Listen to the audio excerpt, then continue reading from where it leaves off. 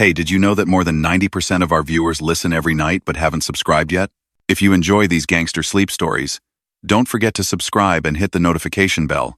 It's completely free and helps us keep these underworld tales alive. Now, get comfortable, unwind, and drift into tonight's story. The night settles over the silent empires, where danger moves quietly and the sharpest players speak in whispers, not shouts. Tonight, we turn to John Alite, the street-hardened enforcer whose sharp mind, calm confidence, and silent precision made him one of the most trusted and feared figures around the gaudy crew.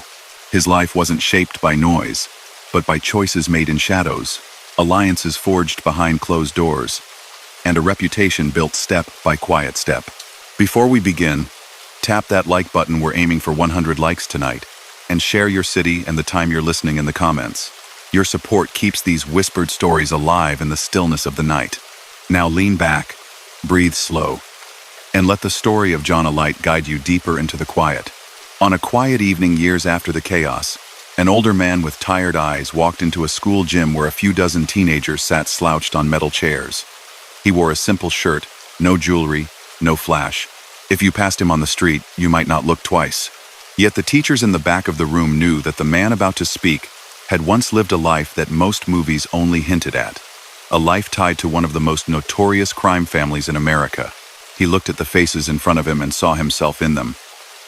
Restless kids, some already flirting with trouble, some already sure they knew everything.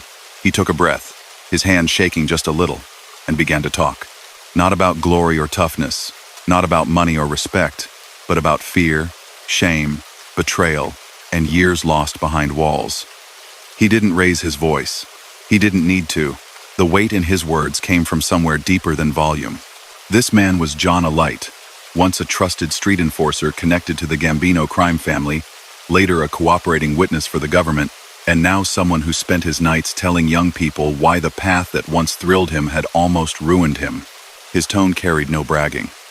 When he spoke about violent acts, he spoke about them like a man remembering a sickness he had once carried in his bones. To understand how he ended up there, under the bright lights of a school gym instead of in a bar or a back room or a prison cell, you have to go back to another time, another neighborhood, when he was just a kid in Queens with fast hands, a sharp temper, and the wrong heroes. John was born in 1962 inches Queens, New York, to an Albanian family trying to build a stable life in a hard place. His parents had left behind poverty and uncertainty overseas and landed in a city that offered everything and nothing at the same time. They worked long hours. Money never seemed to stretch far enough, but they kept a clean home and tried to raise their children with discipline and respect. The streets outside their door, though, had a different set of rules. In that slice of Queens, bars, social clubs, and corner stores formed a kind of open-air classroom where older men taught younger ones what power looked like. You could see expensive cars double-parked outside small storefronts, cigarettes glowing in doorways, whispers and laughter drifting onto the sidewalk. Kids learned quickly who ran which block, whose name carried weight, whose nod mattered. John grew up between those two worlds. At home, he heard his parents talk about hard work, school, and staying away from trouble. Outside, he heard something else. That real men didn't punch a clock, that they didn't listen to bosses, that they took what they wanted and made people respect them. That contrast settled in his mind long before he understood how dangerous it was. From a young age, he was athletic, fast, and coordinated. Baseball, especially, came easily. Neighbors remember him as a talented player, the kind of kid who could have chased a legitimate future in sports. Coaches liked him. He could hit, run, and throw with natural skill. There were whispers that if he stayed focused, he might go far. For a while, that dream felt real. But baseball fields shared the same sky as the corners where older guys leaned on cars and slipped cash into their pockets. On his way to and from games, John watched men in sharp clothes order coffee like they owned the entire block. He noticed how store owners greeted them differently, with nervous smiles and quick hands.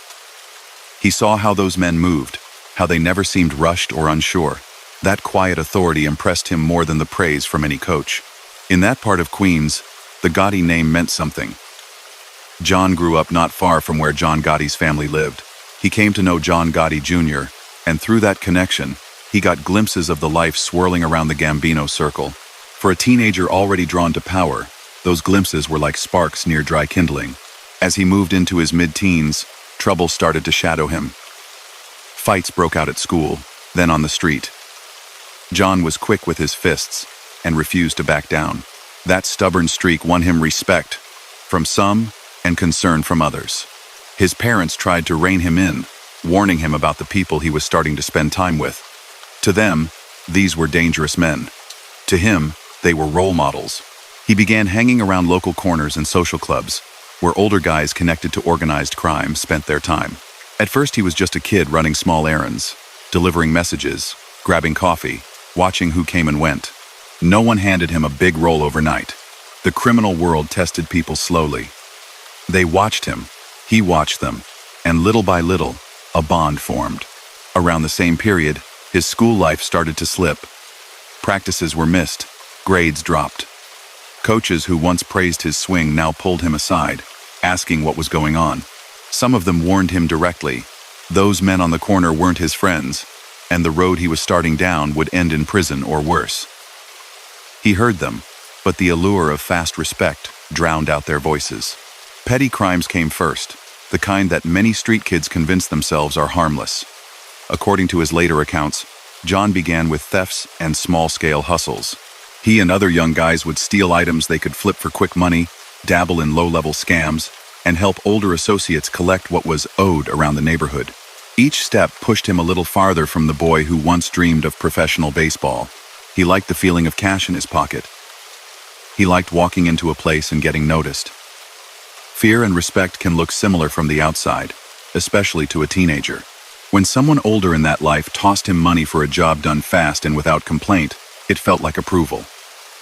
That feeling started to replace the satisfaction he once got from hitting a ball deep into the outfield. The more he proved himself, the more serious the tasks became. He started helping with illegal gambling operations, running messages about bets, and making sure certain people paid on time.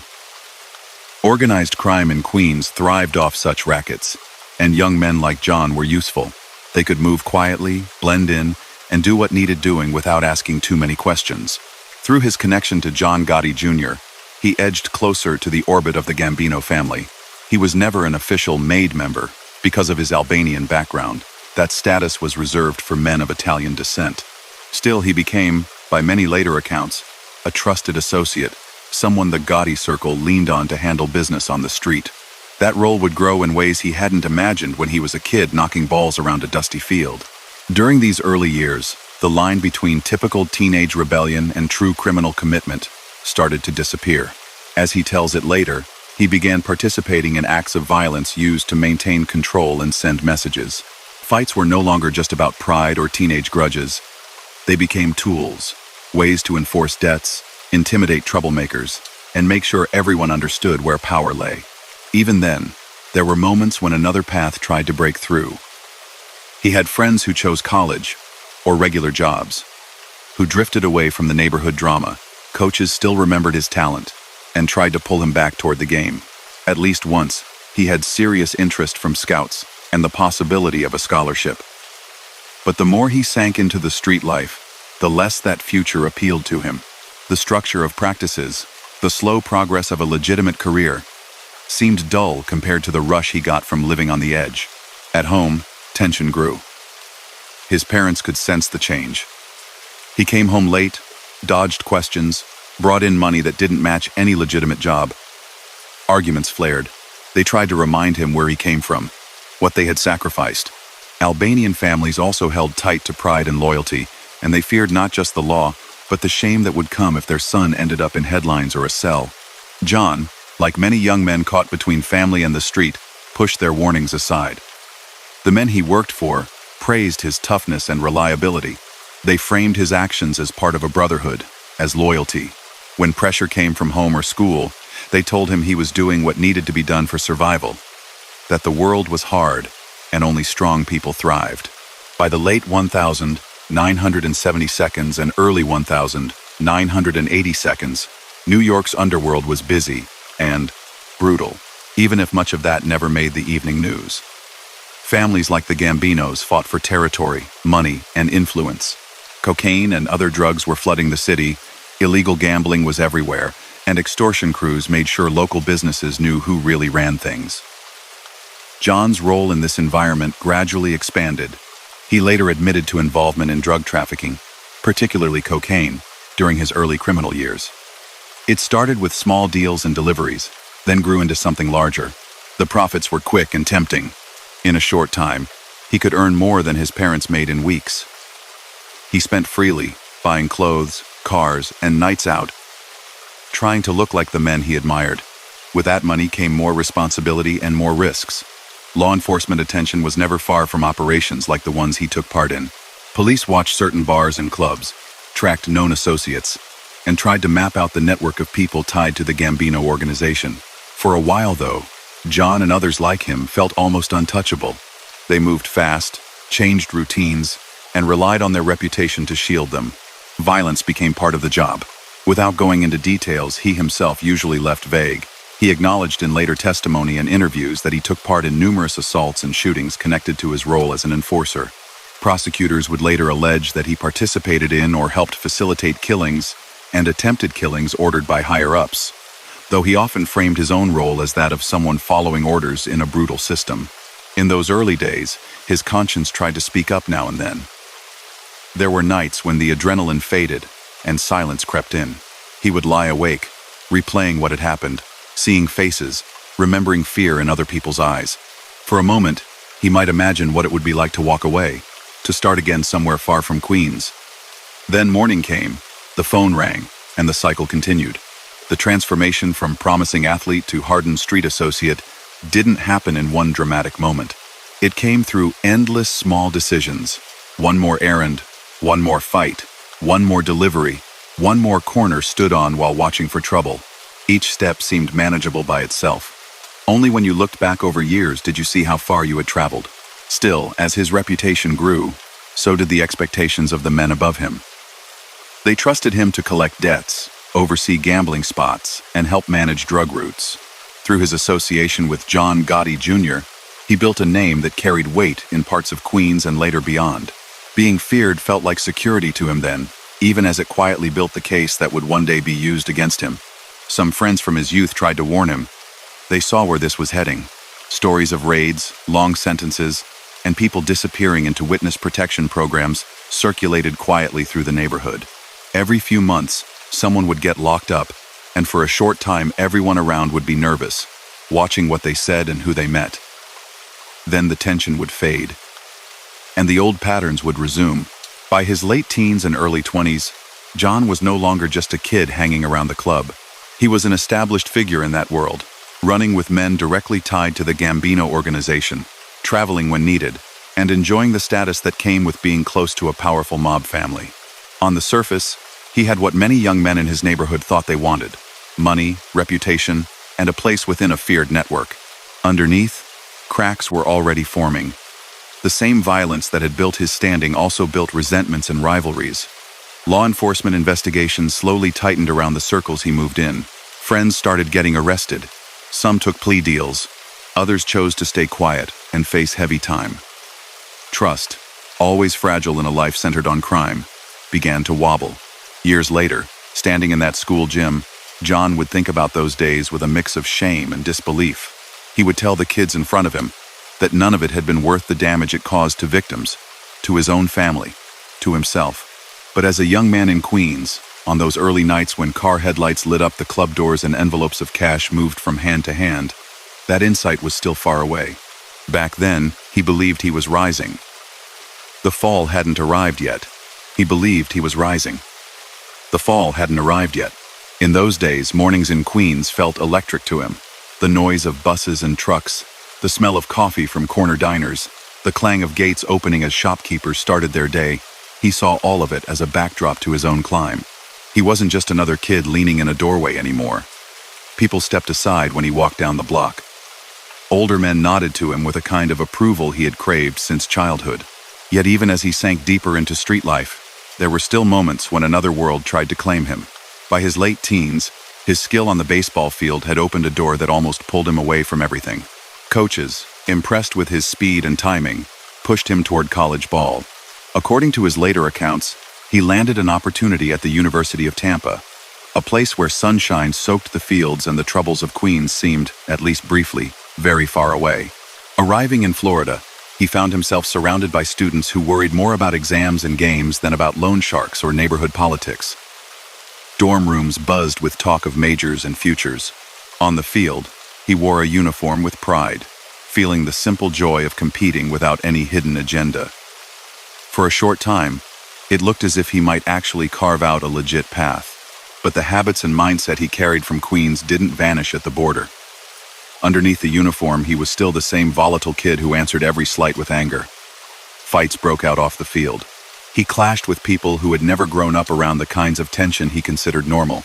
Depending on which version of events you hear, there was also an injury that hurt his chances of moving up in baseball. Whatever the exact mix of reasons, his shot at a clean life slipped away. Before long, he drifted back to New York.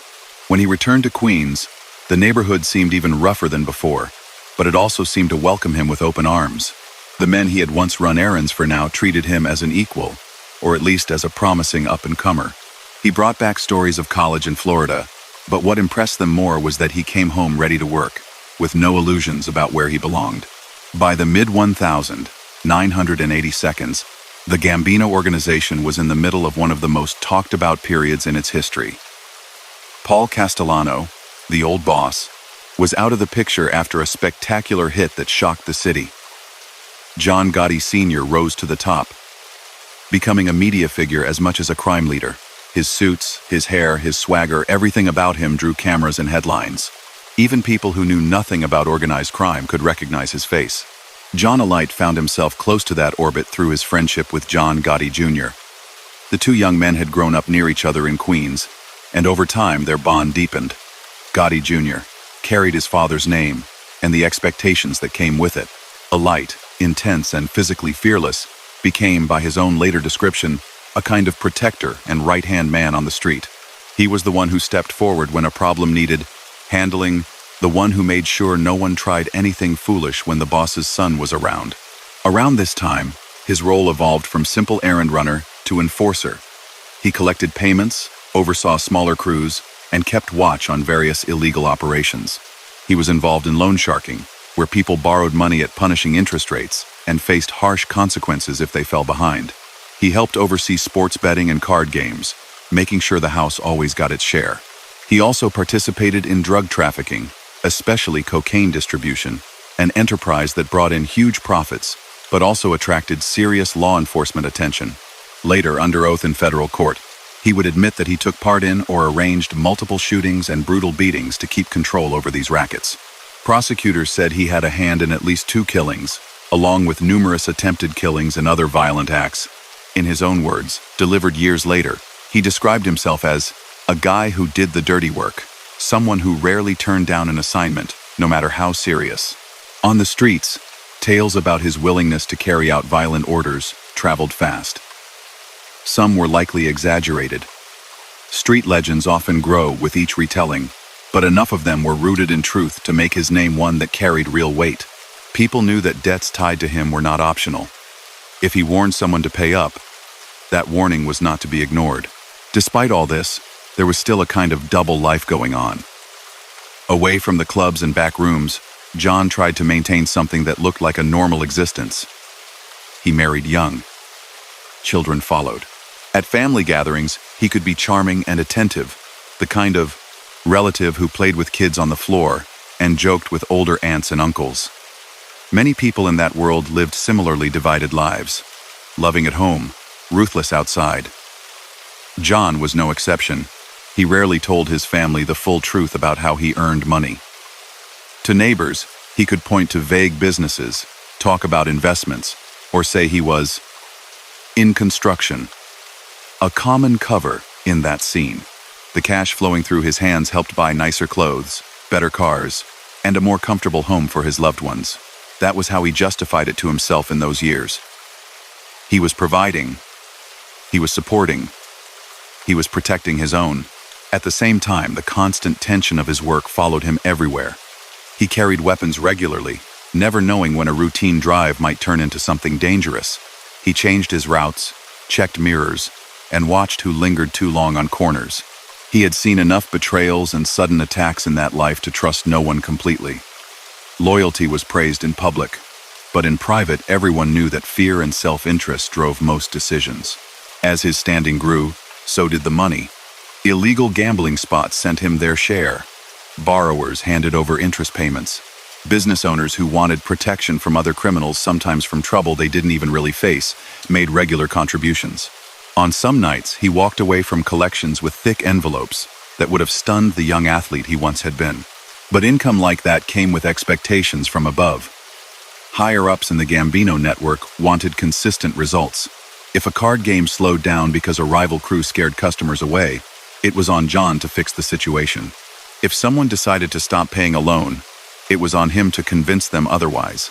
And if a person was suspected of cooperating with law enforcement, people like him were often expected to deal with the problem quickly and decisively.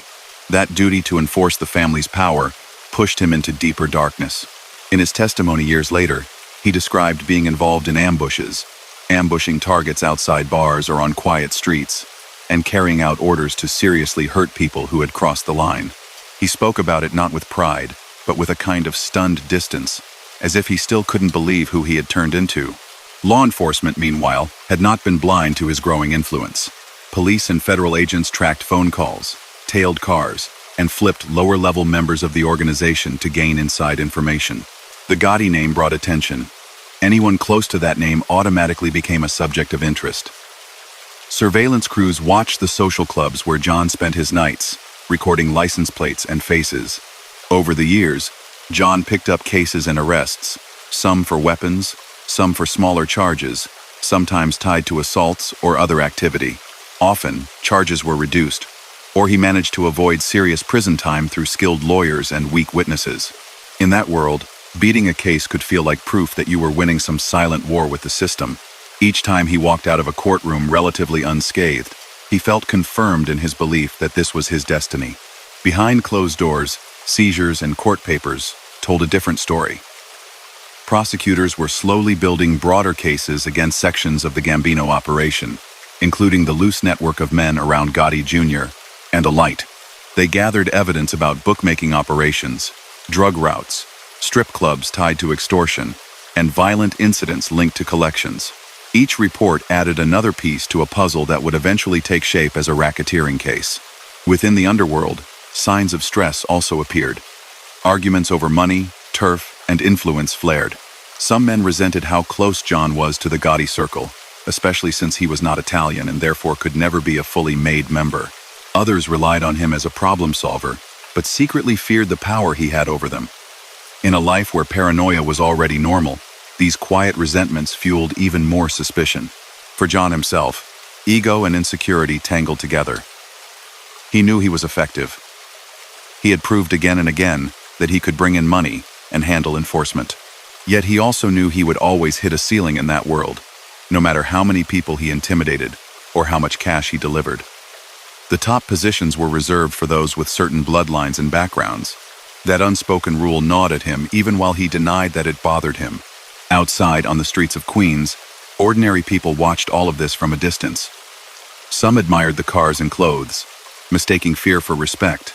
Others simply tried to keep their heads down, hoping the trouble stayed far from their families. Shop owners who paid protection money often did so in silence, not because they wanted to, but because they felt they had no choice. When people like John walked into their businesses, they forced a smile and counted the days until the next visit. At home, his wife and children lived with another kind of anxiety. They never knew if he would come through the door in a relaxed mood or wired from some confrontation. They never knew when a phone ringing late at night would pull him back out into the darkness. As the years went on, the stress seeped into family life in countless small ways. Tense dinners, missed birthdays, sudden disappearances for business. John, for his part, buried those worries under layers of bravado and routine. The life he had chosen rewarded toughness, not reflection. If doubts crept in, he pushed them aside by focusing on the next task, the next meeting, the next collection. There was always another problem to solve, another person to confront, another scheme to oversee. By the early 1992, he had expanded his reach beyond New York. He became involved, according to federal indictments and his later guilty plea, in operations stretching down to Florida, including Tampa. There, the Gambino network saw opportunities in nightclubs, bars, and strip clubs, as well as in drugs and gambling. John was a natural fit to help run such ventures. He knew how to squeeze profits from nightlife, and he knew how to keep owners in line. In Tampa, as in Queens, his reputation preceded him. He was seen as the New York guy who could make things happen, the one you did not want to cross. Prosecutors would later accuse him and his partners of using threats and violent acts to control businesses, collect payments, and secure a steady flow of income from illegal enterprises. Once again, he was deeply involved not just in handling cash, but in enforcing fear. The more he traveled between New York and Florida, the more complicated his life became. He juggled relationships, both personal and criminal, in multiple cities. He tried to maintain his standing with the gaudy circle while also carving out his own territory. That balancing act, full of ego clashes and whispered complaints, grew more difficult as money and stakes increased. All the while, investigators were quietly tightening the net. They interviewed former associates who had fallen out with the crew. They studied financial records from clubs and bars in Tampa. They traced phone calls. They mapped out who met whom, when, and where. And they kept noticing the same names: John Alite, John Gotti Jr., and others tied to the Gambino organization. From John's perspective, though, the danger still felt distant. He was used to hearing about indictments and trials. That was the background noise of his world. Some people got swept up, others didn't. As long as his daily routines continued, meetings in clubs, drives between properties, late-night discussions about collections, he convinced himself that he was too careful, too connected, or too lucky to be taken down in a major way. Looking back later, he would say that this was one of the biggest lies he told himself, that he could live like this indefinitely, hurting people, dodging cases, and somehow still come out intact. When you are in the middle of it, though, intoxicated by money and influence, it is easy to mistake a temporary high point for permanent safety. Those were the years when his name resonated in two very different circles. In the underworld, it meant danger and authority. In law enforcement offices, it appeared on whiteboards and file folders marked for further investigation. He walked around Queens and Tampa like a man at the top of his game, never realizing how many people were quietly documenting his every move. For a while, Tampa felt like a new kingdom. Warm air rolled off the water at night as neon lights blinked above clubs and bars. Music pounded from doorways onto crowded sidewalks. Mixed into that nightlife were the things that had always followed John. Quiet conversations in dim corners, men watching exits, envelopes changing hands. He had traded the brick row houses of his old neighborhood for palm trees and parking lots, but the game stayed the same. He hadn't moved there on a whim. The Gambino network saw opportunity in Florida, especially in the booming bar and strip club scene. Money flowed through these places, cash at the door, cash at the bar, cash in back rooms. To people like John, that flow looked like a river waiting to be diverted. By then, he had already built a reputation back, home as someone who could be trusted with difficult jobs. In Florida, that reputation followed him. According to later federal indictments and testimony, he became a key figure in a crew tied to Gambino interests in Tampa. They were involved in loan sharking, illegal gambling, extortion of club owners, and drug activity that ran alongside the nightlife. John was no longer just a tough kid from Queens. He was a central organizer and enforcer in a growing racket. On some nights, he would walk into a club and feel the room tighten. Owners hurried over with drinks and forced smiles. Managers slipped him a quiet nod. Bouncers, all muscle and tattoos, stepped aside to make space. People knew that if they wanted to keep operating smoothly without problems like vandalism, fights, or visits from other criminals, they needed to keep people like him satisfied. He and his partners, as described in court papers later on, demanded regular payments from some businesses. These weren't voluntary. If a club owner hesitated, the pressure increased. Maybe a threatening visit, maybe some damage to a car, maybe rumors spread that it wasn't a safe place to spend time. Over and over, the message was the same: pay up, and life stays calm. Alongside this, illegal betting flourished. Sports wagers, card games, and other action brought in serious income. John had grown up around such operations in New York. In Florida, he applied the same methods. Collectors visited regular gamblers every week. Records often coded or disguised tracked who owed what. If someone fell behind, John or one of his men would appear and insist that the debt be resolved quickly. No guns had to be waved around most of the time. His name and presence did the work. Drug dealing, especially cocaine, swirled around this scene as well. Tampa's clubs pulsed with people looking not just for music and drinks, but for something stronger. According to his own later admissions, he was involved in trafficking and distribution, moving product through connections built over years. That business brought fast profits, but also sharp danger. Law enforcement agencies across the country had begun to focus heavily on drug-related crime, and anyone tied to it attracted serious attention. While John moved deeper into this world, huge shifts were happening back in New York's underworld. Sammy the Bull Gravano, once the powerful underboss under John Gotti Sr., had broken the code of silence that controlled mob culture for generations. He testified for the government in the early 1992s, sending shockwaves through every crime family in the city. If someone that high up could cooperate, no one was beyond suspicion anymore. In social clubs and back rooms, people whispered about it constantly.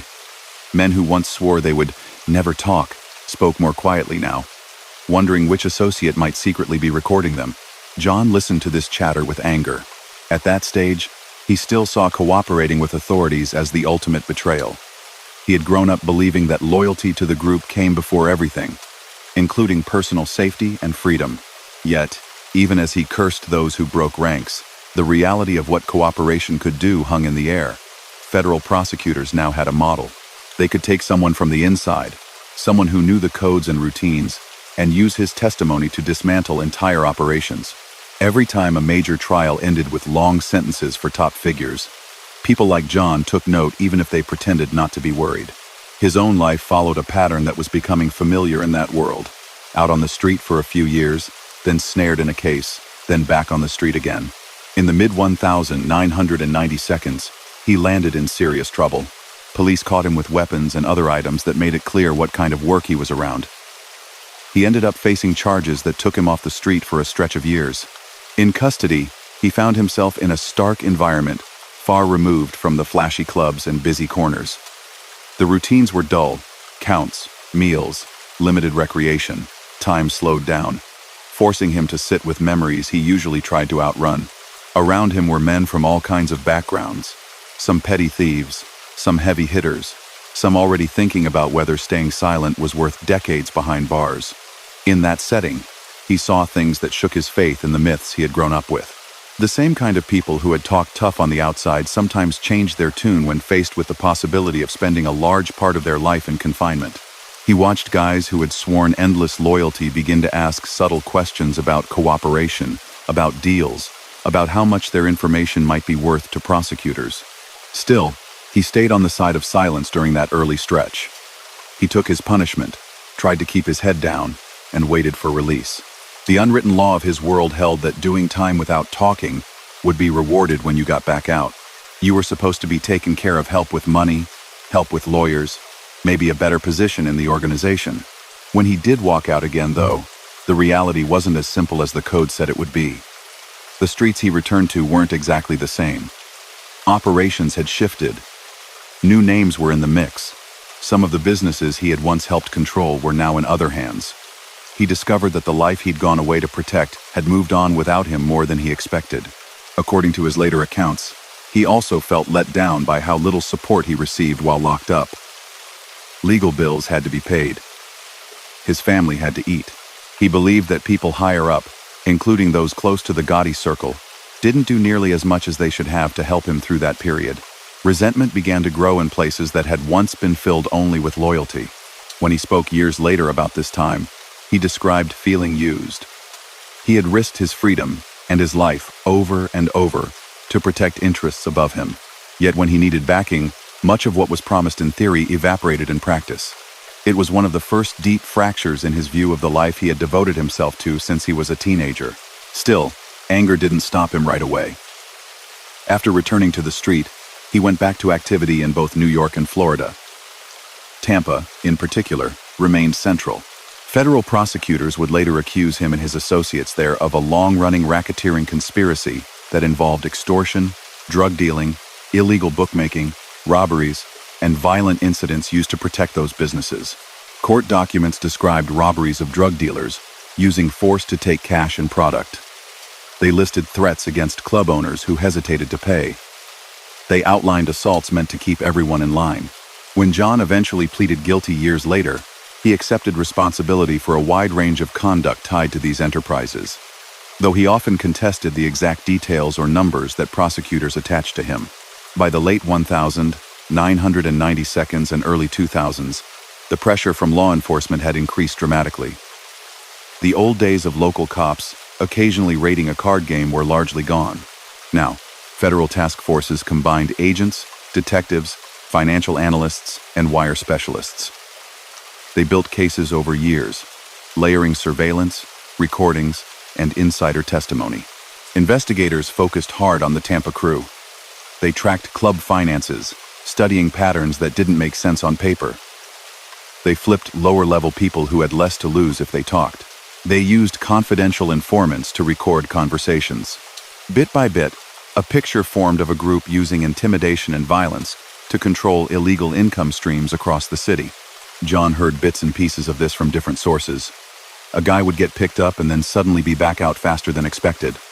Another would seem unusually curious about certain details in conversations. Someone would hint about sealed charges, about big cases brewing quietly. The air grew thick with suspicion. He had lived with risk his entire adult life, but this felt different. The scale of the investigations, the kind of evidence prosecutors seemed to be collecting, and the number of people under pressure all pointed toward something big. Whispers reached him that his name was written into serious papers he hadn't seen yet, that he was being painted by authorities as a leader and organizer, not just a street enforcer. In his world, rumors like that spread fast, but were hard to confirm. Lawyers sometimes heard things from friendly prosecutors or court clerks. Word came back through unofficial channels that indictments might exist under sealed formal charges the government had filed, but not yet announced, waiting for the right moment to arrest everyone at once. The idea of a sealed indictment with his name on it gnawed at him. If it was true, he could be facing a racketeering case that would tie together years of conduct in both New York and Florida. RICO laws allowed prosecutors to treat many different acts, extortion, drug dealing, illegal gambling, assaults, as part of a single criminal enterprise. Convictions under those laws often led to long sentences, sometimes decades. As tension rose, his relationship with some former allies grew even more strained. He later accused certain people, including John Gotti Jr., of distancing themselves when things got hot or even quietly shifting blame in his direction. From his perspective, he was being set up to carry a big part of the weight while others tried to protect themselves. Whether every detail of that perception was accurate or not, the feeling of betrayal was real for him. The loyalty he had believed in for so long seemed to be crumbling. Men who once talked about family above all else now seemed most interested in shielding their own futures, even if that meant leaving him alone to face whatever charges might come. Faced with the possibility of being taken into custody on a major case he didn't control, John made a choice that would alter the rest of his life. He left the country. He didn't hold a press conference or announce a grand farewell. In his line of work, movement was often quiet and unremarkable. One day he was around, another day he wasn't. He slipped out of the United States and began a years-long stretch as a fugitive, moving across borders and trying to stay a step ahead of both American authorities and anyone else who might want to settle old scores. Eventually, he settled for a time in Brazil, a country whose size and complexity offered some cover. There, under new surroundings, he tried to build a life that blended pieces of his old habits with the anonymity of a foreign city. He stayed connected to some parts of the underworld, according to later reporting. But he also began to live more like a man constantly looking over his shoulder than like a kingpin. Days were spent checking the street before leaving an apartment, watching strangers too closely, changing routines often. Nights brought restless sleep. Sometimes he heard from people back home about ongoing cases, about indictments handed down, about co-defendants facing trial while he remained out of reach. Each piece of news pulled him emotionally back to the streets he'd left behind. Living as a fugitive did not feel like triumph. He had money and contacts, but he lacked stability. He was far from his children. He missed birthdays, milestones, ordinary afternoons that never return. He knew that authorities were still looking for him, working with international partners to locate and arrest him. Every knock at the door, every unexpected question from a stranger had the potential to be the beginning of the end. Over time, Brazilian police and U.S. agencies coordinated more closely on cases involving foreign fugitives. Information about his presence filtered through networks of informants and local investigations. His name, once whispered in back rooms in Queens and Tampa, now appeared in files on desks in distant offices. One ordinary day, that shifting web finally closed around him. Brazilian authorities, acting on information from U.S. law enforcement, moved in. The man who had spent his youth racing through New York streets and later patrolling Tampa clubs now found himself in custody in a country far from where his story had begun. As he sat in a Brazilian cell, waiting for courts to decide whether and when he would be sent back to the United States, the long arc of his life pressed in on him. The boy with a baseball glove, the teenager idolizing tough guys on corners, the young enforcer feared across neighborhoods, the fugitive scanning each face in a crowd for danger. Ahead lay extradition, heavy charges, and choices he had spent decades swearing he would never make. Brazilian custody brought a different kind of silence. Gone were the half-familiar sounds of New York jails, the English curses, the clank of gates he had known since his first run-ins with the law. In their place came Portuguese voices, humid air, and a feeling that he had finally run out of road. He was no longer a man between New York and Tampa. He was a foreign prisoner waiting to see when another government would come to claim him. News filtered in slowly. Lawyers reached him through translators and long trips. American officials sent paperwork and requests. Brazilian courts studied the file, weighing the charges the United States had stacked up. Racketeering, extortion, drug dealing, violence tied to the Gambino network, and years of conduct woven together under federal conspiracy laws. It was all there on paper, in a language of statutes and case numbers that boiled his entire adult life down to black ink. In that cell, he had time he couldn't dodge. Time to think about his family in Queens, his children growing older without him. Time to replay scenes he had once pushed out of his mind. Doors kicked in, men cornered in parking lots, club owners trembling as they handed over cash. For the first time, there was no club to walk back into at night, no crew to laugh with over drinks, no easy distractions. He also knew he couldn't hide forever. Extraditions could take months or years. But if a country decided to send you back, you went. And the U.S. government had made it clear they wanted him. He was named in a major federal case out of Tampa, accused of being part of a long-running criminal enterprise that used threats and attacks to control businesses and illegal rackets. For prosecutors building that case, he was not some minor figure. They saw him as central. Eventually, Brazilian courts agreed to hand him over. The legal arguments were finished. The request was granted. He would be put on a plane under guard, flown back to face everything he had fled. The day that decision became final, any fantasy about slipping through cracks and disappearing for good vanished. On the flight back, shackled, escorted by agents, John felt the full weight of the years behind him. Every move he had once made so confidently on New York avenues and Tampa streets now seemed like a step toward this narrow seat at the back of a plane. Ahead of him lay a federal courtroom, a stack of evidence, and the real possibility of spending the rest of his life behind bars. When he landed on U.S. soil and was processed into the federal system, the change was immediate. He was no longer an unknown foreigner. He was a named defendant in a well-prepared case. Agents and prosecutors had studied him for years. They knew his associates, his habits, the businesses he had touched. They showed him pieces of their work, recordings, statements from people who had already talked, documents tying him to extortion and drug activity stretching back a decade or more. In Tampa, the racketeering case waiting for him painted a broad picture.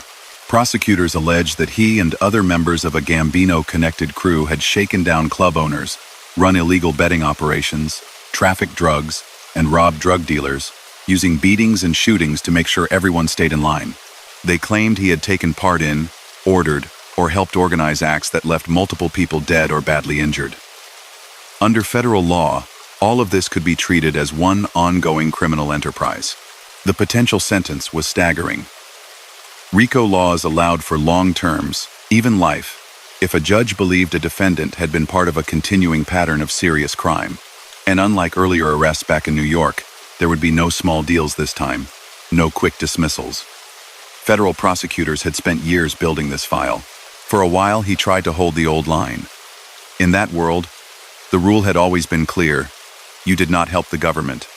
You did not testify. You did not sit in a room and explain the inner workings of your own crew. Men who broke that code had been cursed for years as traitors. He had once used that same language himself when talking about others who had gone that route. But now he sat in a cell, aware that some of the very people who like to speak loudly about honor might already be trying to shift blame away from themselves and onto him. Lawyers explained in careful terms what the evidence looked like. They walked him through sentencing guidelines. They told him, plain and simple, that unless something changed, he was facing the real chance of never walking free again.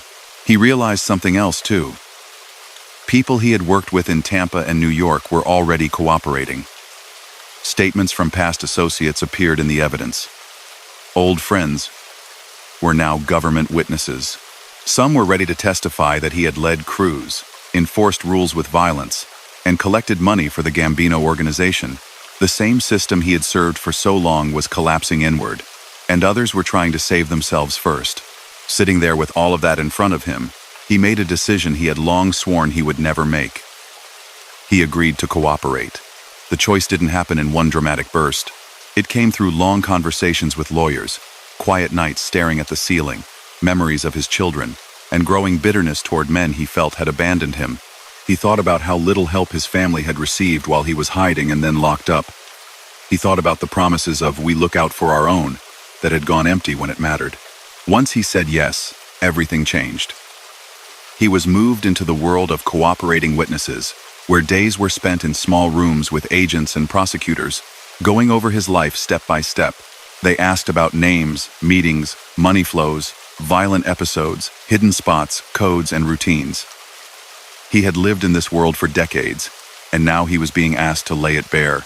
Over months of debriefings, he walked them through his years as an associate tied to the Gotti circle. He described collections in Queens, gambling operations in Tampa, loan sharking deals, drug routes, fights, and armed confrontations. He acknowledged participating in robberies of drug dealers. He admitted involvement in shootings and in arrangements that led to people losing their lives. He detailed how threats were used to squeeze payments from frightened business owners. In 2008, he stood in a federal courtroom in Tampa and pleaded guilty to racketeering charges. As part of that plea, he accepted responsibility for a wide range of conduct linked to the Gambino crew's Florida operations. The government said he had admitted playing a role in 2 homicides and multiple attempted homicides, as well as numerous assaults, robberies, and extortion schemes. The exact numbers and characterizations would be debated by defense lawyers and critics for years, but the core fact remained. He had told a judge under oath that he had been part of serious, organized criminal activity for a long time. The plea did not immediately set his sentence. Instead, it locked in his decision to help the government in other cases. Prosecutors made it clear that the extent of his cooperation, what he shared, how credible he seemed, how he held up under cross-examination, would strongly influence what recommendation they would make when it came time for the judge to decide how many years he would serve. Soon after, he took the witness stand in one trial after another. In New York, federal prosecutors were still trying to pin criminal responsibility on John Gotti Jr. for his alleged role in Gambino-related crimes. Earlier cases had ended without final resolution. Now they had something new. The testimony of a man who had moved side by side with Gotti Jr. through the streets of Queens and the clubs of Tampa, someone who claimed to have taken direct orders and carried out enforcement for the benefit of the Gotti circle. When he walked into the courtroom to testify, it was a surreal moment. Behind him were decades of shared history with the man at the defense table. In front of him sat jurors who had grown up seeing the Gotti name in headlines. To one side were prosecutors ready with questions. To the other, defense attorneys prepared to attack his credibility with everything they had. On the stand, under oath, he described how he and Gotti Jr. had grown up near each other, how he had acted as a protector and muscle for the boss's son, and how they had shared in criminal ventures. He spoke about loan sharking, extortion, and violence done to keep control over money-making operations. He admitted his own role at every turn, sometimes describing himself as a criminal, a bad guy, and worse. He recounted multiple incidents in which, according to his testimony, He carried out attacks at the direction of superiors or in coordination with them. He talked about shootings, beatings, and plots against people suspected of cooperating with the government or disrespecting the organization. Hearing these stories in his own voice was a shock to many observers. There was no bravado now, just a flat retelling of hard facts as he said he remembered them. The defense, especially the team representing Gotti Jr., fought back aggressively. They painted him as a liar trying to win a lighter sentence by telling prosecutors what they wanted to hear. They pointed out that he had every motive to shift blame upward to others, especially people with famous names, in order to increase his value as a witness. They highlighted inconsistencies between some of his past statements and his new testimony. Gotti Jr. himself publicly denied ever authorizing murders or being a part of the violent image prosecutors tried to attach to him. He rejected Alite's accounts as fabricated or exaggerated, claiming that Alite was using the courtroom to settle old grudges and rewrite history. Supporters of the Gotti family echoed those arguments in interviews and articles, calling Alite a turncoat and an opportunist. The jury listened to all of it. His detailed descriptions, the defense's attacks, the prosecutor's attempts to rehabilitate his credibility. In the end, the case resulted not in a clear verdict, but in a mistrial. Jurors could not unanimously agree to convict Gotti Jr. on the racketeering charges. For him, that meant another escape from a major federal prosecution. For Alite, it meant his most high-profile testimony had not delivered what the government hoped. Even so, his cooperation did not stop there. He took the stand in other mob-related trials, sharing information about different Gambino figures and operations. His knowledge of both New York and Florida activity made him useful in multiple cases, and prosecutors continued to rely on him despite defense lawyers' constant efforts to portray him as unreliable. Each time he testified, he had to revisit the same dark chapters of his life. The planning meetings, the confrontations, the money collections, the people who never made it home. He had to answer questions not only about what others had done, but about what he, himself, had carried out or ordered. There was no way to soften that in court. It all had to be laid bare. Years passed while he remained in custody, waiting for his eventual sentence in the Tampa case.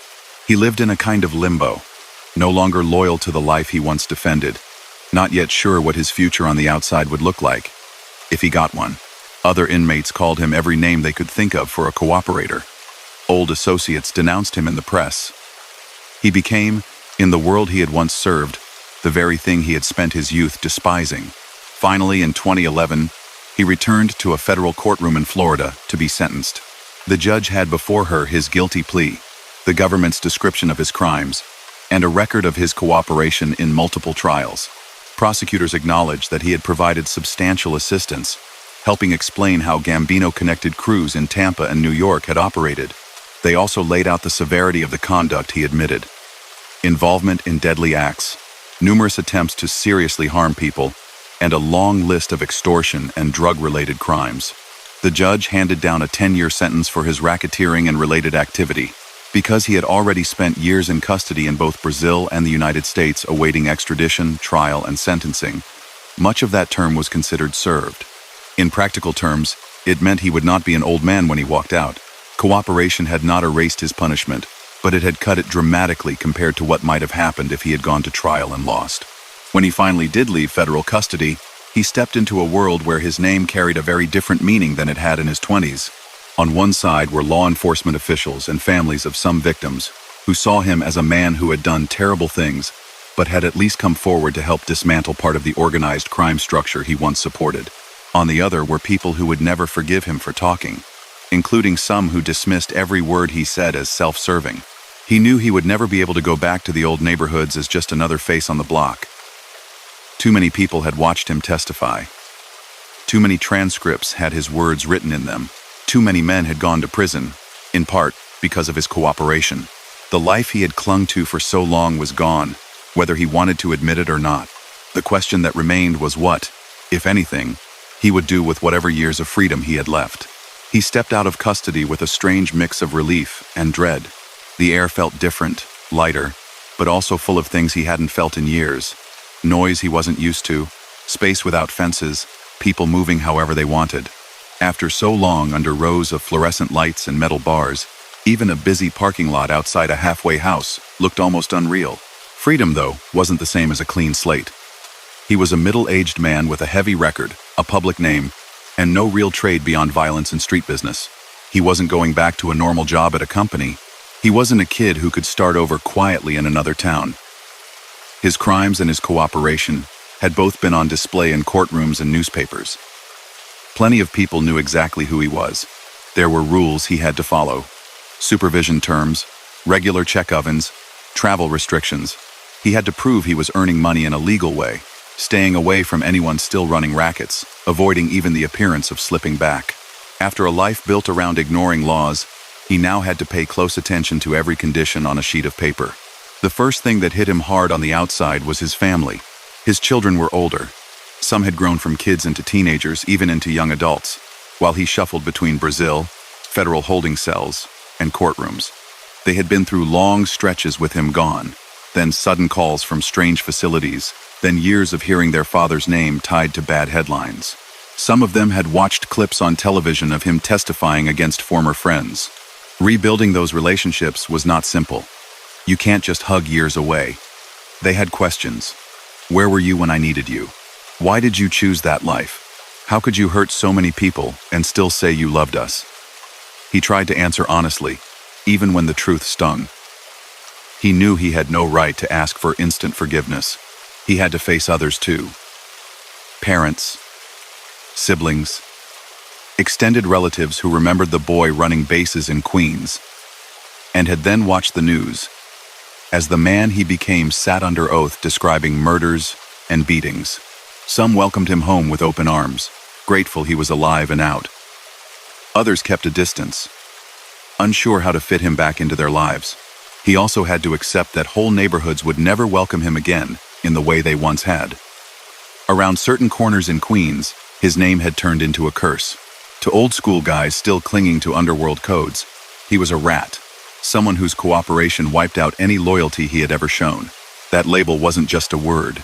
It meant you had to watch out every time you stepped into a crowd. Yet as he settled into this uneasy freedom, something else began to grow in him. A desire to talk, not the way he used to in bars at 2 in the morning, but in a way that might keep others from making his mistakes. He started small. A conversation here, a meeting there, a chance to speak to kids at a local program. The first time he walked into a room full of teenagers in a community center, he saw familiar postures, slouched shoulders, skeptical eyes, quiet whispers. Some of them had friends already hustling on the streets.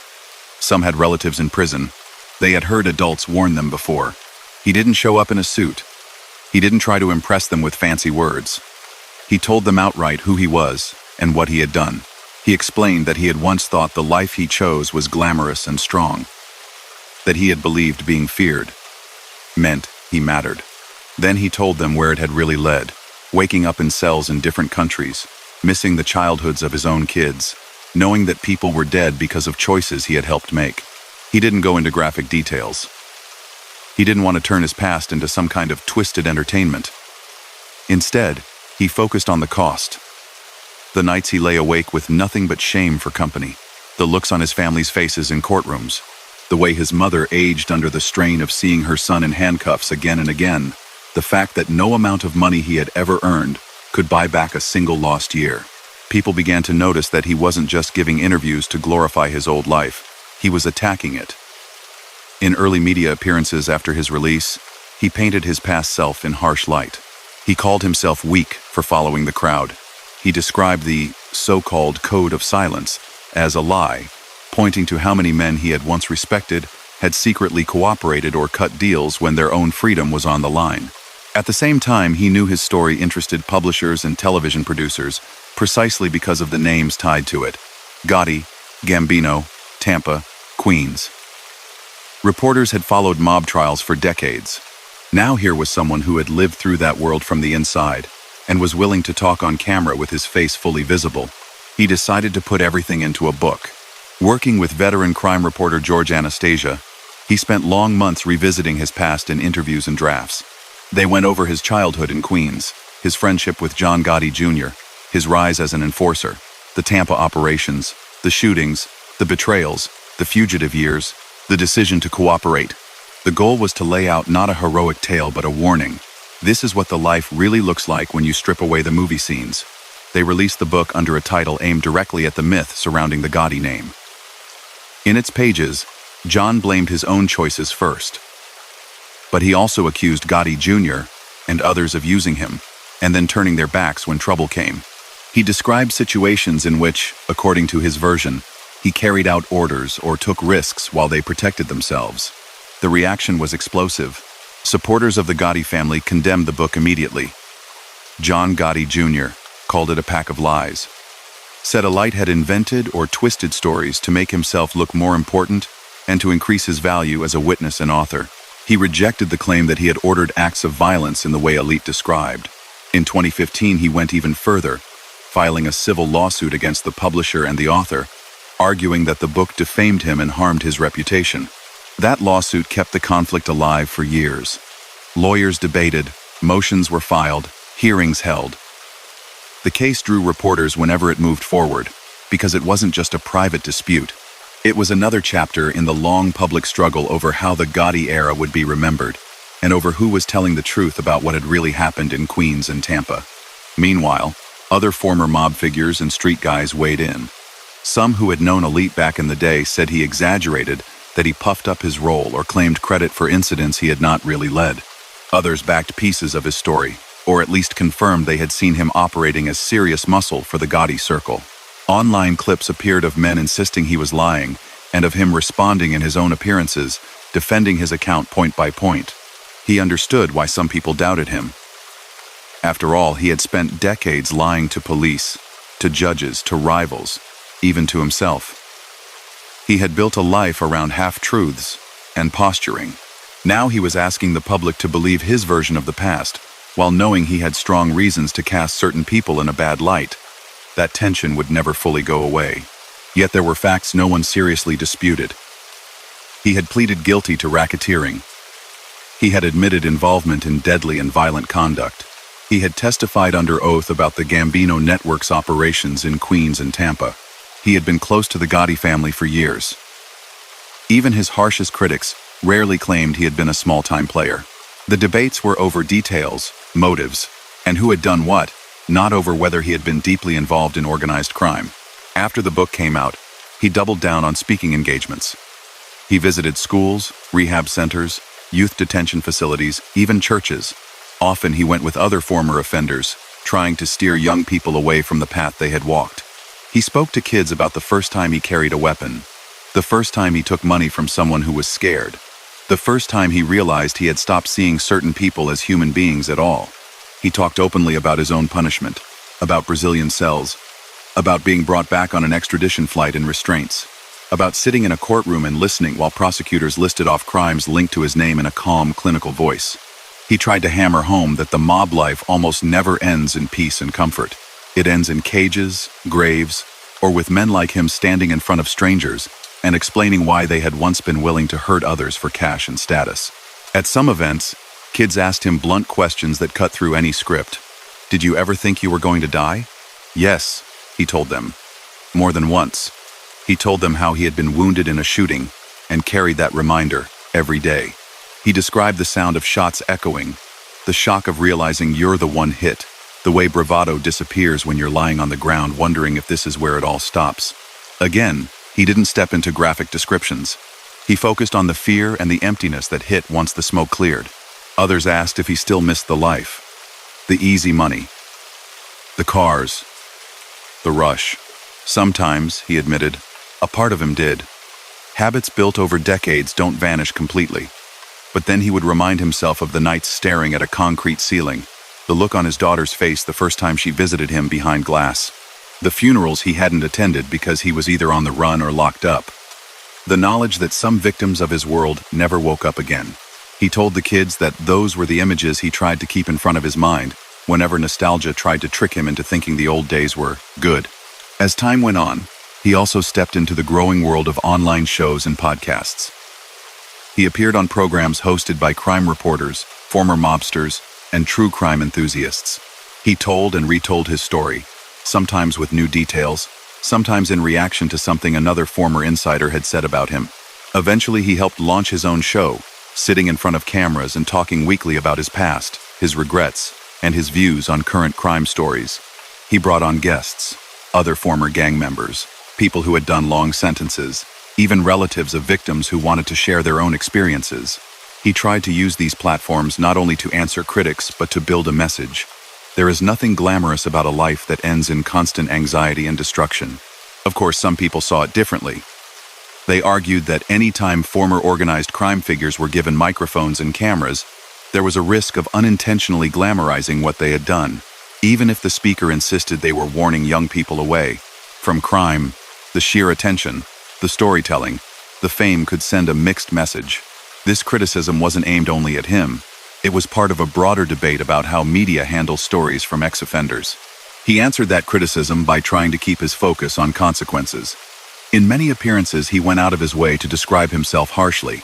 He called his younger self a bully, a coward who followed orders instead of walking away. He admitted dodging real work for years by living off the fear of others. He returned again and again to how much harm he had caused, not only to those directly targeted, but to their families and to his own relatives. He also began working with people outside the crime story world. Counselors, youth workers, addiction specialists. He visited treatment centers and talked about how drug dealing looks from the dealer's side. How quickly people he had once used as customers ended up in hospitals or morgues. He spoke about the guilt he felt knowing he had pushed product that helped fuel someone else's spiral into loss and sickness. Privately, he wrestled with whether any of this could ever balance the scale. Could telling the truth now really make up for what he had done? He knew the answer was no. There were people who could not be brought back. There were lives permanently damaged. All he could do was try to reduce the odds that someone else would follow the same road. Daily life away from the microphone was quieter, but it came with its own challenges. He had to make ordinary decisions he had barely dealt with as an adult, paying bills on legitimate income, keeping schedules, living within limits. He worked on small business projects, tried to stay active, spent time in gyms where he trained and talked with younger men who saw his scars and stories as warnings rather than badges. He dealt with lingering anger too, not just at others but at himself. Some nights, old habits tried to pull him back. The urge to solve a problem through intimidation, the instinct to respond to an insult with a threat. He had to catch those thoughts and walk away, reminding himself that the version of him who once stepped toward every confrontation was the same version who had ended up chased across continents. Therapy entered the picture as well. He spoke in interviews about sleepless nights, about anxiety, about memories that didn't fade easily. Sitting with professionals, he unpacked scenes he had kept buried. The planning before certain violent jobs. The way he had trained himself not to think about victims as real people. The fear he felt when he realized he might never leave a cell alive. Those sessions were not about dodging responsibility. They were about understanding why he had been able to live so long without stopping himself. Now and then, he crossed paths with other men who had also once lived inside the structure of organized crime and later walked away. Some were cooperators like him. Others had simply aged out and faded quietly. They shared stories, compared memories, sometimes disagreed about details. Every conversation reminded him how much pain lay under the old image of glamorous gangsters. At the same time, he stayed vocal about the people who still rejected him. He knew that in certain houses in Queens, Tampa, and beyond, his name was spoken with contempt. In some circles, nothing he could ever do would outweigh the fact that he had become a government witness. He accepted that as the price of a choice he had made when the alternative was losing every remaining year to prison. Step by step, he tried to build a different kind of legacy. Not the legend of a feared enforcer or a flashy outlaw, but the picture of a man whose life stood as a blunt warning. This is where it really goes when you chase the underworld dream. Whether that message would truly sink in for the young people he talked to was never certain. But he kept showing up, night after night, telling the same hard truth in different rooms. He had spent decades using his voice to threaten. Now he was trying, however late, to use it for something else. He had spent decades using his voice to threaten. Now he was trying, however late, to use it for something else. At first, he wasn't sure anyone would listen for long. People get tired of the same story. How many times could he talk about Queens, the gaudy name, Tampa clubs, prison cells, and courtrooms before it all blurred together? What surprised him was that the more honestly he spoke about the cost of his choices, the more invitations came. One school principal told another. A counselor at a juvenile facility called a friend at a community center. A small podcast episode did well, so another show asked him on. It spread in circles he hadn't expected.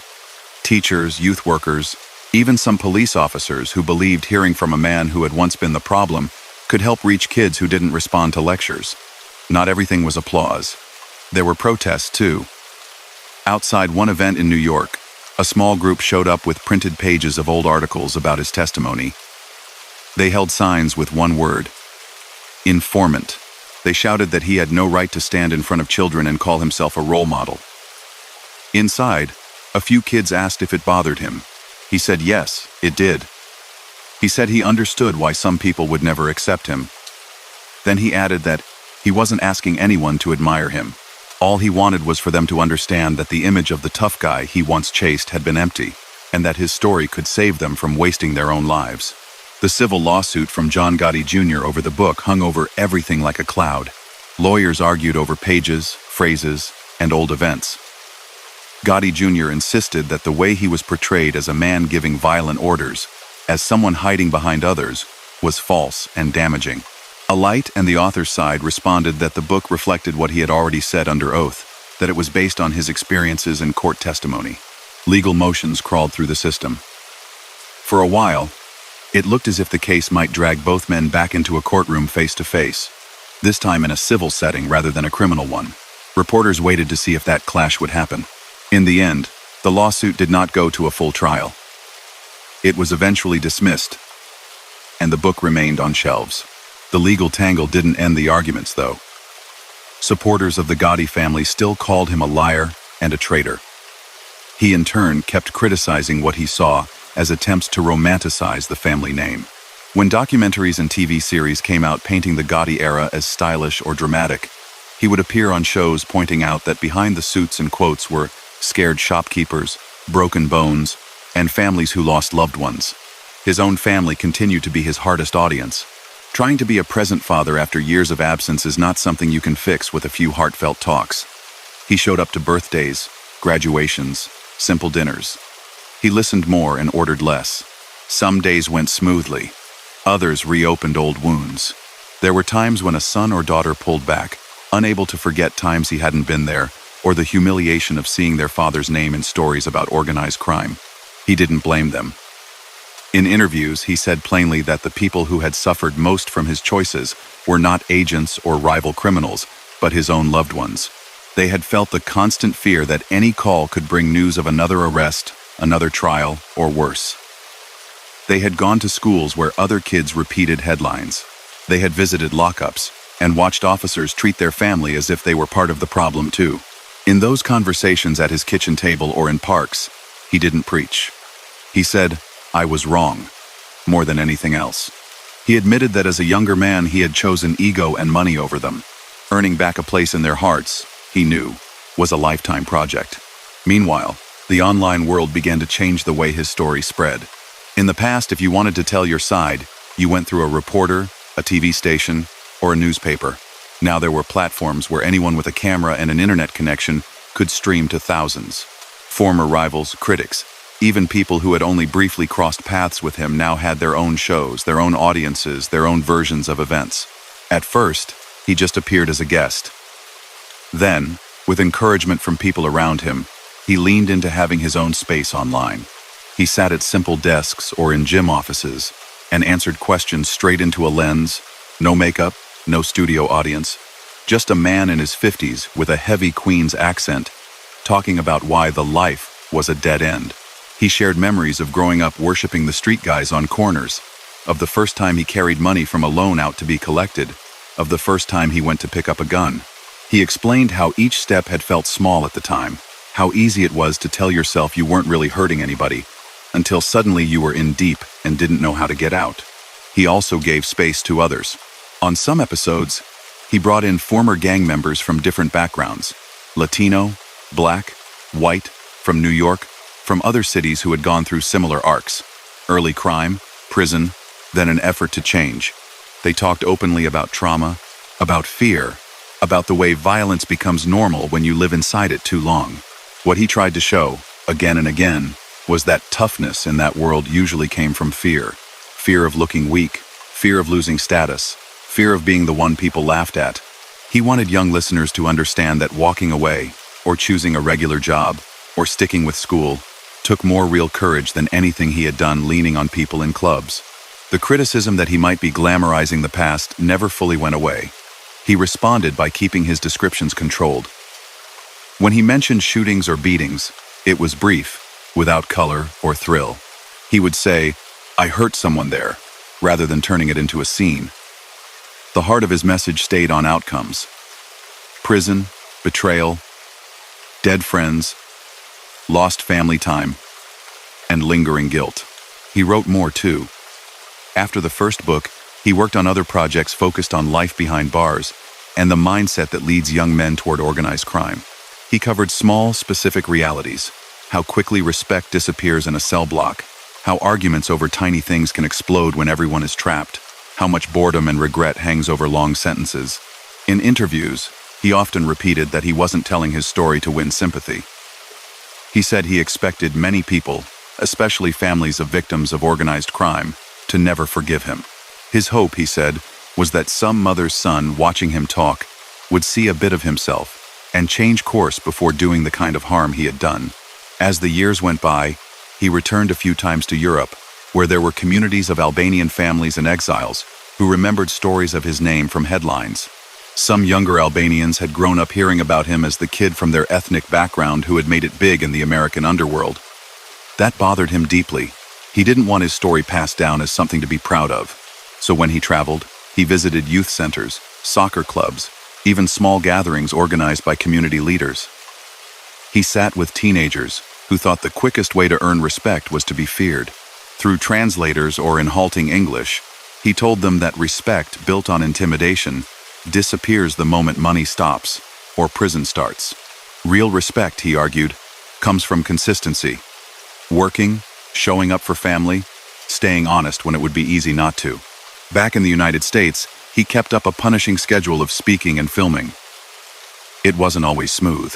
He had outbursts now and then, especially when he felt people were twisting his words or when old anger toward specific former associates bubbled up.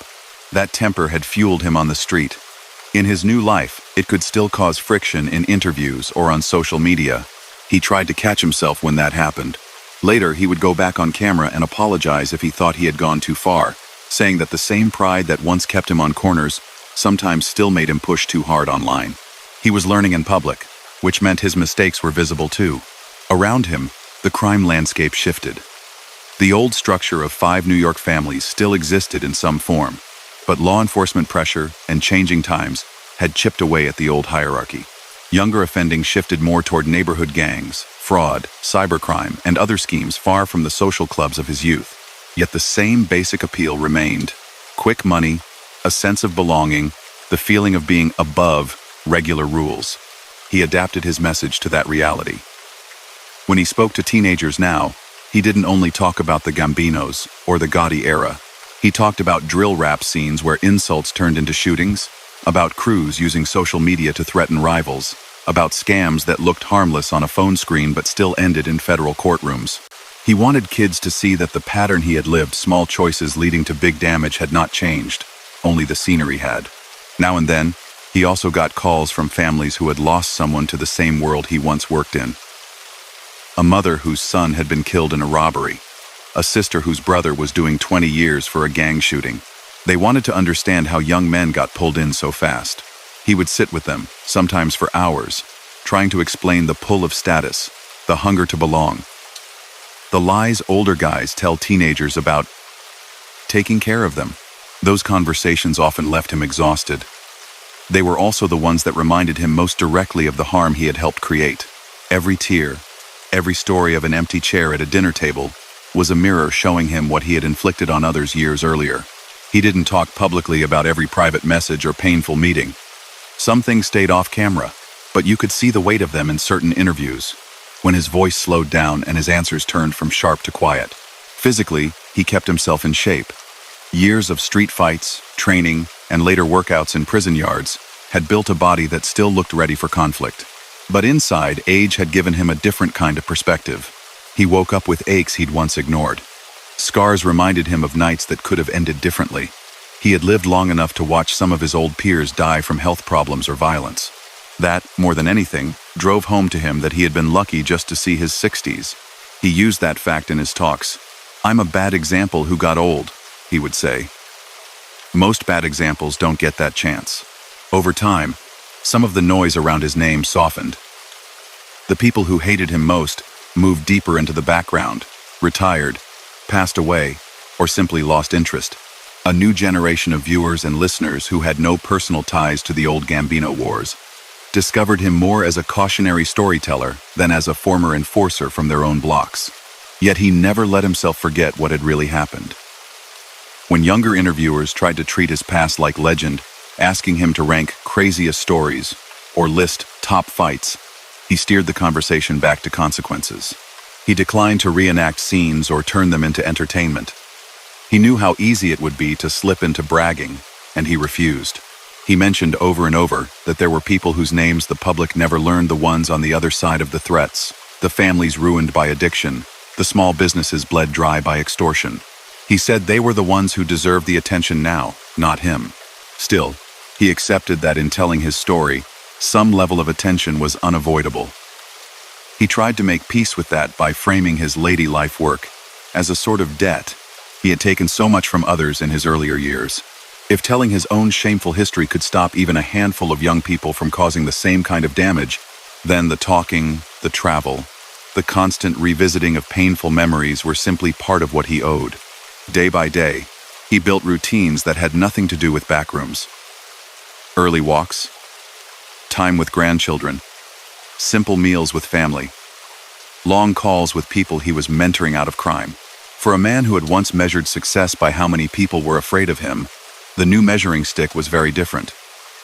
How many young men chose not to follow the path he had taken? His story, with all its turns from Queen's stoops to Brazilian cells to school gyms, was far from neat. There were contradictions, critics, and unanswered questions that would likely always remain. But as he moved through these later years, one thing stayed constant. He refused to pretend that anything about the life he once led had been noble. The boy who once idolized the men outside those Queen's social clubs was gone. In his place stood an older man trying, again and again, to tell anyone who would listen that the street dream he chased had been a lie, and that he had learned that fact the hardest way possible. He had learned it the hardest way possible. Sometimes, late at night, that thought came back to him when the house was quiet, and the lights from passing cars slid across the ceiling. He would lie awake and replay whole years in his mind, step by step, seeing now, with distance, things he had refused to see when he was young. He remembered one particular afternoon at a high school where they had gathered a mix of kids, some athletes, some honor students, some already known to the dean for fighting or cutting class. A teacher had told him beforehand, "Half of them think you're just here to scare them. The other half think you're going to tell cool stories. Please don't give them any reason to love that life." He walked into the auditorium wearing a plain shirt and jeans. No jewelry, no designer belt. He wanted nothing that might look like a trophy from his past. As he took the microphone, he saw a boy in the front row with his arms crossed, smirking, leaning back like nothing anyone said could get through to him. John started by saying something he knew they didn't expect. "If you think I'm tough, you're already lost." The room quieted a little. That boy in front raised his eyebrows, as if to say, "Go on then." John told them how, when he was their age, he thought toughness meant never backing down, never letting anyone disrespect him, always answering every slight. He explained that he had spent years living like that he had money, cars, and people who seemed scared of him. Then he told them how those same years ended with steel doors closing, with guards calling his name, with his children crying during short visits. He described a moment on a prison bus, hands chained, ankles shackled, as the vehicle rolled past a little league field. Kids in uniforms were running drills on the grass. Parents talking by the fence. He sat there behind thick glass, watched that scene roll by, and felt a gut-deep ache. That, he said, was when he finally understood how much he had thrown away. He kept his language simple, his tone steady. He didn't raise his voice. He didn't pound the lectern. Instead, he let them picture a grown man staring out at children playing, knowing he had traded all of that for a life that ended in metal cuffs. When he finished, the boy from the front row came up after the talk and asked a quiet question. "Do you think it's too late for my brother?" They spoke for 10 minutes in a corner of the gym. That was the kind of moment that convinced John to keep going, even when the travel wore him down, or the criticism got loud online. In the digital world, the noise could be relentless. Clips of his testimony from old trials resurfaced and circulated on social media. Some accounts spliced his words next to archives of the Gotti family, sometimes with mocking captions, sometimes with angry commentary. Other former street figures with their own channels called him out by name, accusing him of exaggeration or lies. Arguments that used to play out in dim back rooms now played out in comment sections. He decided early on that if he was going to live out in the open, he couldn't hide from any of that. When someone made a serious accusation, he addressed it directly on camera. If they said he lied about an event, he would explain his version again, sometimes pulling actual trial transcripts or court documents to show what he had said under oath. He reminded viewers that he had spoken in front of judges and juries, not just on YouTube, but he also admitted his memory wasn't perfect. Years of living fast, stress, and age had blurred some details. In a few cases, when someone pointed out an error about a date or a minor figure, he went back, checked records, and corrected himself. That willingness to adjust on smaller points didn't quiet all critics, yet it showed he was, at minimum, trying to stay anchored to facts, rather than building a movie out of his past. He talked often about something that rarely made headlines, the emotional toll of all those years. He spoke openly about depression in and out of custody.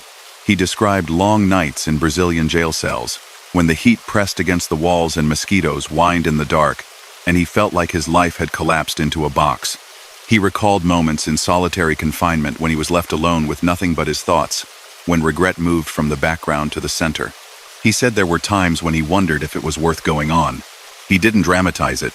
He simply stated that despair had come close, and that the only things that pulled him back were thoughts of his children, and a sense that he might still be able to do something useful with the years left to him. Talking about that publicly wasn't easy. In the culture he grew up in, admitting weakness, fear, or mental strain was forbidden. Guys were supposed to be iron, but he had come to believe that staying silent about those struggles only fed the problem, especially among young men who thought they had to deal with everything through anger. On his channels and in interviews, he urged anyone feeling crushed to seek help early, whether that meant talking to family, a counselor, or a support group. He stressed that ignoring emotional pain often leads people to numb it with substances or reckless behavior. He told them he had tried that route, and it only made everything worse. The more he leaned into this side of the story, the more his audience shifted. Yes, there were still viewers drawn by the mob connection, by the Gotti name, by curiosity about the old Gambino structure. But more and more, messages came from people who had never set foot in New York. A young man in the Midwest fighting addiction, a father in Europe whose son was falling toward crime, a woman in South America who recognized the pattern of violence and regret in men she loved. They said his story helped them understand cycles they were trapped in. For some, it wasn't about organized crime at all. It was about domestic abuse, gang involvement, or repeating the mistakes of a parent. The details differed, but the heart of it, a young person choosing destructive paths to feel important, then facing years of consequences, was the same. John was careful not to present himself as a therapist or an expert in areas where he wasn't trained. He saw his role as a witness, someone who had been inside a harmful system and could describe what it really felt like, not what movies showed. When people needed specialized help, he tried to point them toward real professionals or organizations he trusted. He also started to connect with prison reform advocates. They came from varied backgrounds: former inmates, lawyers, faith leaders, social workers. Many of them agreed that punishment alone doesn't work if there's no path back. Sitting in circles with them, John listened more than he spoke at first. They traded experiences about overcrowding, lack of education programs, the challenges that come with walking out of prison with no skills and a felony record. From his own time inside, he knew how quickly hopelessness could take over behind walls. He had seen men give up, sink into violence or self-destruction because they saw no future. In public forums, he supported efforts to put more resources into education and re-entry programs, saying that smart help on the back end would do more to reduce crime than simply building additional cells. At the same time, He never minimized what he and others had done. He always separated two ideas: that people needed real chances to change, and that their actions had caused genuine harm. He bristled when anyone tried to romanticize offenders as misunderstood heroes. In his view, taking responsibility was the first step toward any meaningful transformation. There were awkward meetings along the way. In one case, a victim's family member approached him after an event. The harm in question hadn't come from his crew, but it had come from a closely related circle. She looked him in the eye and said she had spent years hating everyone who had ever called themselves a soldier or an associate. He didn't try to defend himself. He told her she had every right to feel that way. He said if she wanted him to leave the room, he would. Instead, she asked him a single question: "Why did none of you ever think about us back then?" He had to answer truthfully. "Because we didn't want to," he told her. "Because thinking about the people hurt by our work made it harder to keep doing it. Because we trained ourselves to see fear and pain as proof we were powerful, instead of what they really were. Evidence that we were damaging lives." She nodded once and walked away. They didn't hug. There was no sudden reconciliation. But that exchange weighed on him for a long time. And he talked about it later as one of the clearest mirrors he'd ever faced. In his quieter hours, he also reflected on the culture that had shaped him. He thought about his Albanian parents, who had worked long hours and begged him to steer clear of the very men he had chosen to follow. He recalled their arguments at the kitchen table, his mother's tears when police came by, his father's stiff silence on courtroom benches. They had wanted the classic immigrant dream: steady work, education, gradual progress. He had traded it for a shortcut that turned out to be no shortcut at all. When he visited Albanian communities abroad, he repeated that part of his story. He urged parents to talk clearly with their children about what real success looks like, and to not be shy about addressing temptation directly. He told them not to only say, "Stay out of trouble," but to explain what trouble actually meant in practical terms: who to avoid, how gangs recruit, how fast a single bad decision can limit your future. He also cautioned against idolizing anyone just because they came from the same background. Ethnic pride, he said, shouldn't be built on criminals, no matter how famous. If younger Albanians knew his name, he wanted them to know it as a warning banner, not as an example to copy. As the years rolled forward, he found himself invited to more formal settings as well. Universities asked him to speak in criminology and sociology classes. Law conferences used his perspective in panels about organized crime. Documentaries sought him for context about particular periods. In those more academic environments, the questions shifted. Students asked about structure, how decisions flowed in a crew, how money was divided, how fear was managed. Lawyers asked why some men cooperated and others didn't, and whether there were key moments when different interventions might have changed a path. He answered as plainly there as he did in gyms. He explained that, in his experience, loyalty often lasted only as long as people felt secure. When pressure came, long sentences, financial losses, family crises, self-preservation frequently replaced lofty talk about honor. He also said he believed that early, consistent guidance from strong adults, coaches, parents, mentors could, in many cases, have diverted kids like him before the streets claimed them. On his own shows, he occasionally told stories of men who had left crime quietly and rebuilt lives far from the spotlight. They opened small businesses, drove trucks, learned trades. They didn't give interviews or write books.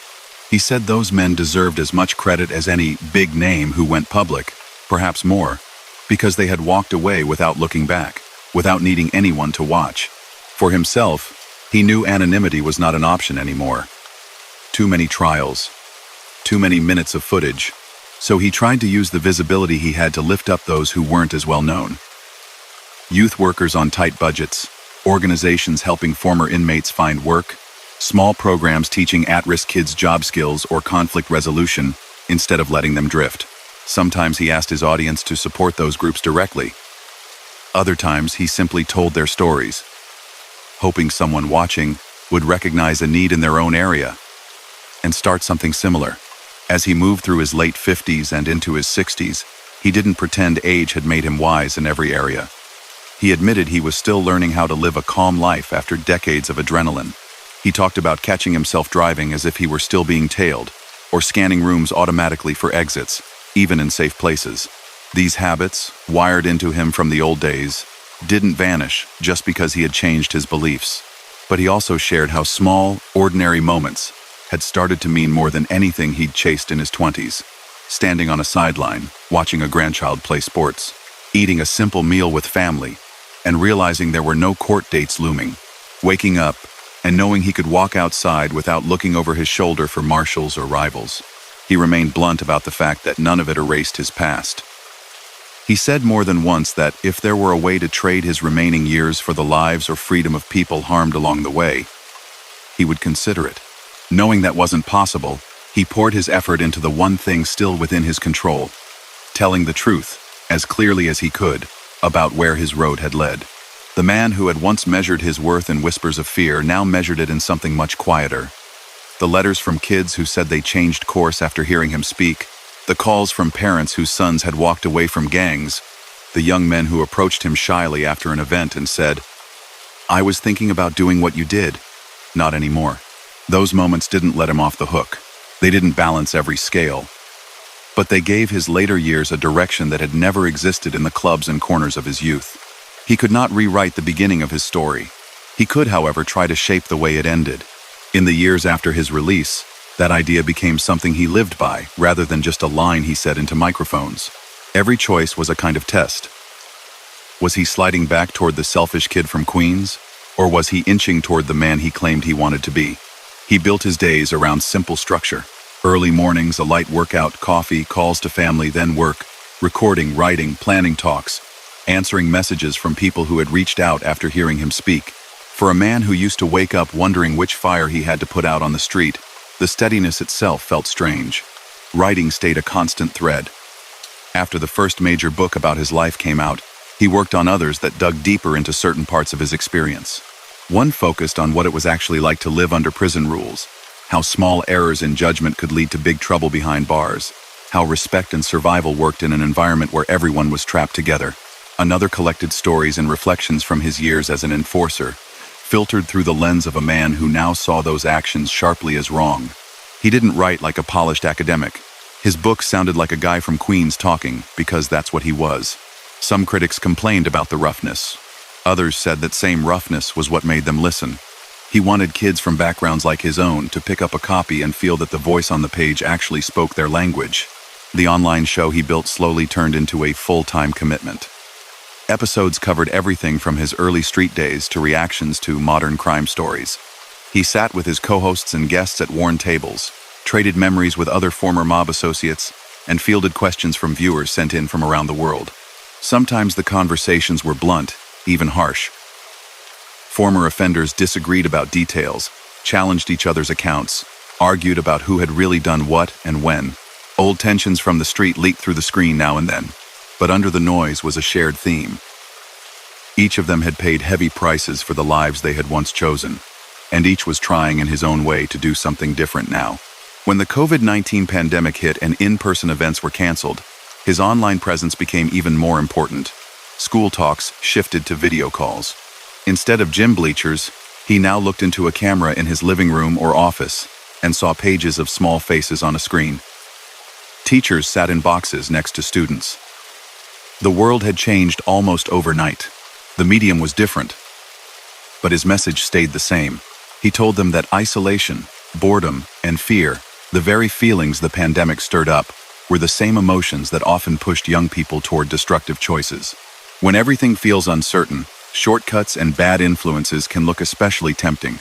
He urged them to hold the line, to stay patient, to use the forced pause to think about what they actually wanted from their lives. The audience for his content grew during those years. People stuck at home found his channel while scrolling late at night. Algorithms pushed clips to viewers who had watched other crime-related content. Some came just for curiosity about the mob. Some stayed for the parts where he talked about consequence, regret, and change. He knew there was a line he had to walk constantly. The more popular his videos became, the more he worried about accidentally feeding the same fascination with outlaw stories that had once hooked him as a kid. He and his team talked often about where to draw boundaries, what to describe and what to leave vague, when to cut a story short, how to keep the focus on lessons instead of on spectacle. He reminded his audience repeatedly that the law enforcement side of his story mattered just as much as the underworld side. He spoke with respect about agents, detectives, and prosecutors who had chased him, arrested him, and then later sat across from him in debriefing rooms. He admitted they had done their jobs while he was hurting his own neighborhood. That respect did not erase what he had suffered in custody, but it showed a clear break from the U.S. against them mindset he'd held for decades. In one recorded conversation, a federal agent who had once worked his case appeared on camera with him. The two men, who had spent years on opposite sides, now sat calmly discussing investigations, choices, and the strange feeling of seeing each other again years later with no handcuffs involved. That scene would have been unthinkable in the world John had grown up in. To him, it symbolized just how far his life had shifted. He also began supporting projects in Albania and among Albanian communities abroad. Sometimes this meant quietly sending funds to small youth programs. Other times it meant traveling and speaking in person to teenagers who had grown up hearing stories about the Albanian kid who made it big in the American mafia. He was determined to break that story apart. He told them, in as many words, that using guns and intimidation did not make him a success. It made him a man who traded his future for a lie. He spoke about his parents' disappointment, about the shame he had brought on his family name. He encouraged young Albanians to build pride on education, business, art, and sport, instead of on any criminal reputation. In the media, debates over his credibility never fully died. New documentaries about the Gotti years, or the end of the old mafia structure in New York, would come out, and journalists would ask him for comment. He would give his version, and some of the same former associates who had criticized him for years would respond with their own. Viewers had to sift through competing accounts and decide whom to believe. John's answer to that was steady. He pointed people toward court transcripts, plea agreements, and public records. He told them not to take his word for anything just because he said it on camera. He insisted that if his story didn't match the paperwork he had signed under penalty of perjury, then they should question him. He knew his past lies would always hang over him. The only way to push back against that was to align what he said now with what he had said when the stakes were